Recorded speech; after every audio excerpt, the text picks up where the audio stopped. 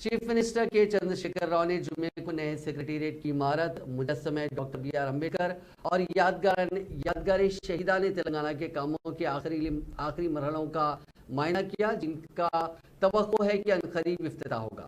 Chief minister نے اپنے معائنے کا دورے کا آغاز سیکریٹریٹ سے کیا اور جاریہ کاموں کا ہر زاویے سے تفصیلی جائزہ لیا۔ انہوں نے ایلیویشن کے کاموں، فواروں، سرسبزی کے علاقے وغیرہ کا معائنہ کیا جو قطعی مراحل میں ہیں۔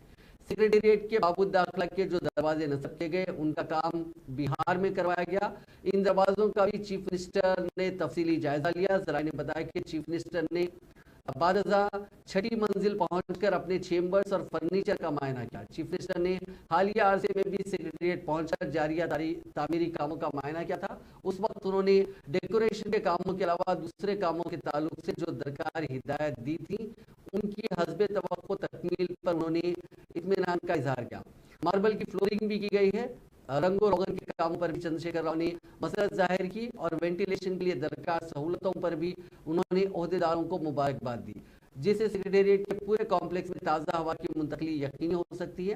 چیف منسٹرز چیمبر میں کانفرنس ہال کے بعد انہوں نے اپنے دفتر میں کام کرنے والے عہدیداروں کے لیے جو انتظامات کیے جائیں گے ان کے بارے میں بھی معلومات حاصل کی۔ کے سی آر نے چیف سیکریٹری کے چیمبرز، کانفرنس ہال اور وزٹرز کے ویٹنگ ہالز کا بھی تفصیلی معائنہ کیا۔